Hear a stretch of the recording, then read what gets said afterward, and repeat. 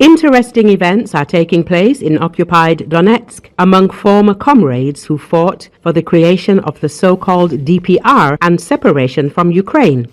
After collaborator Andrey Purgin said in a recent interview with the leader of the DPR, Denis Pushilin, has his own factories for producing drinking water and is making money on the water disaster. The occupation administration decided to strike back, pulling out of information oblivion the well-known provocateur and supporter of Russia Alexander Khryakov, who accused Purgin, the traitor of Ukraine Tatyana Montyan, and other separatists of destabilizing the situation in the part of the Donetsk captured by Russia. Khryakov recorded a video which drew the attention of blogger Denis Kazansky and said that the aforementioned characters are working for the fugitive ex-president of Ukraine Viktor Yanukovych, who is allegedly preparing a Maidan to overthrow Pushilin and seize power in Donetsk. The circle of participants: newcomer Vlad Filin, the well-known Denisova, who is already preparing to hold rallies in the DPR. In Moscow on the water issue, Ms. Montyan, who has joined them. The whole construction is crowned by the site Anti-Fascist, which belongs to Azarov and Yanukovych's son, who, altogether, as a large group, strongly want to return here and lead everyone. Khryakov said, according to the separatist, the participants in the operation being prepared to overthrow Pushilin are using USAID methods to destabilize the situation. Khryakov claims that events similar to those that took place in Kyiv on the eve of the Orange Revolution in 2004 are allegedly currently taking place in Donetsk, and he classifies all Donetsk residents dissatisfied with the lack of water as agents of the Ukrainian special services. Earlier, media cited a comment by Purgin, who admitted that the occupied part of Donetsk region turned out to be the epicenter of grief and destruction, and also told how Pushilin makes money on the lack of water in the region. In his interview, Purgin admitted that about 70% of local residents left the city, and their place was taken by the so-called liberators. According to Purgin, Donetsk has effectively turned into a garbage dump. Waste is not removed for weeks. The streets are filled with a foul odor, and normal water supply has long been an unattainable luxury. At the same time, the current leader of the pseudo-republic, Denis Pushilin, and his entourage not only ignore these problems, but also directly benefit from them.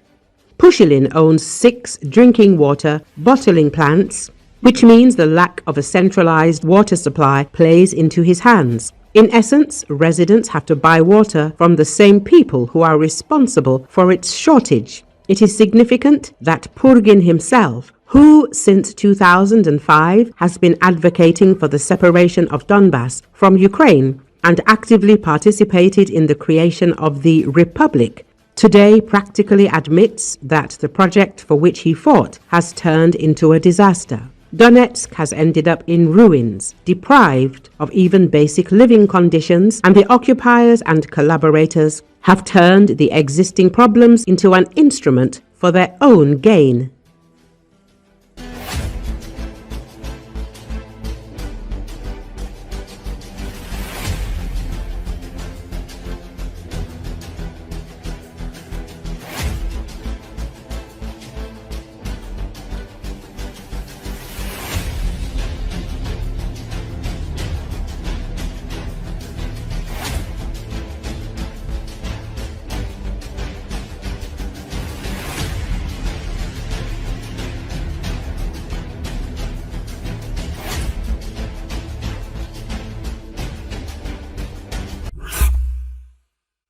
The goal of the ERAM project is to develop a cheap, mass-produced long-range weapon for Ukraine. This weapon will be used by aircraft to strike ground targets.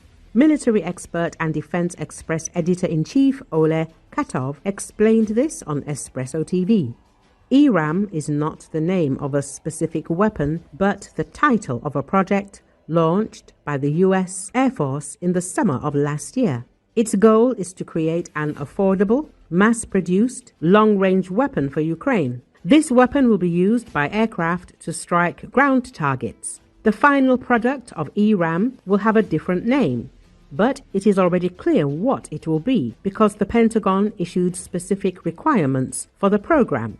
A long-range, high-precision munition with a range of 400 to 460 kilometers, accuracy of up to 10 meters, and dimensions equivalent to a 500-pound, 227-kilogram aerial bomb, Khryakov said. According to him, the munition will weigh up to 250 kilograms, much lighter than the Flamingo, which has a 1-ton warhead.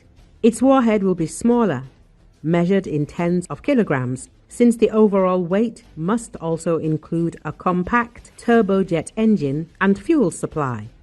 The precision must be maintained at about 10 meters, even in conditions when GPS is jammed. The enemy heavily protects its facilities with electronic warfare, so satellite navigation often doesn't work. Some American companies have already showcased prototypes at a high level of readiness. The idea is to make this a mass-produced weapon, Khryakov noted. Recall, the Wall Street Journal reported the Trump administration approved the sale to Ukraine of 3,350 extended-range attack munition, or ERAM, air-launched missiles worth $850 million.